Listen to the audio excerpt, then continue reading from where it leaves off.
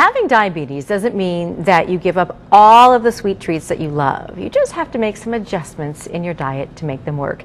And Julie Austin is a registered dietitian with Metro Health. She joins us today to show you some of those options. Some of them are very, very good options, most of them sugar-free. I noticed that you did bring the candy. Now that's my vice. I did, yes.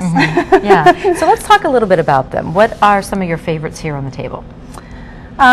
For me, a lot of times if I'm sweetening at home, I use the Splenda.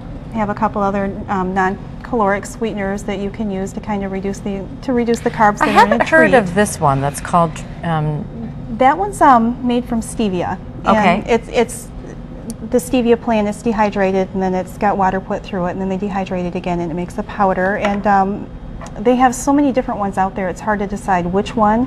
You just kind of have to try it and you see have to which try one you which like one the best. works well for you, exactly. The Truvia to me tended to have more of a bitter taste to Okay. it, and Splenda out of all of them I had preferred I'm overall. a fan of Splenda, definitely. I use that. Okay, what else do you have?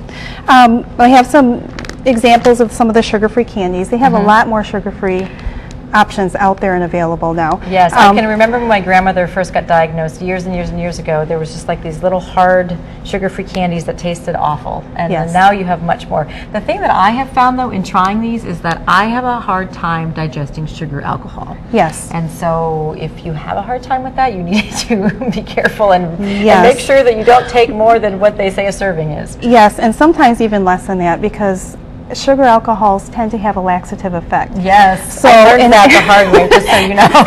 It is not the most pleasant thing to experience by any means.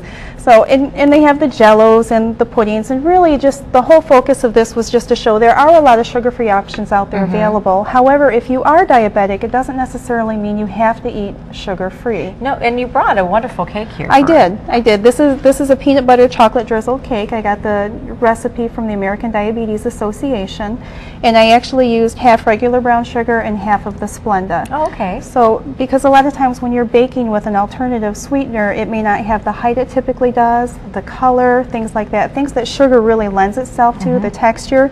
So, honestly, this was my first attempt at baking something that was lighter, because typically what I do, or I would encourage people to do, is more the moderation than anything else. But I mean, they definitely help with allowing you to feel like you're having more on a diabetic diet.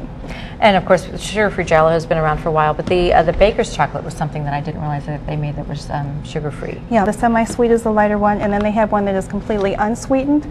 So a lot of times if you have other ingredients that are in the recipe that tend to lend that sweetness to it, you can get away with using something that is unsweetened, and it won't make it so you can't eat it. Yeah, sometimes it's a little bit about trial and error, though. It's nice to know that there are some products that are already prepared for you. So, of course, fresh fruit, always a wonderful option.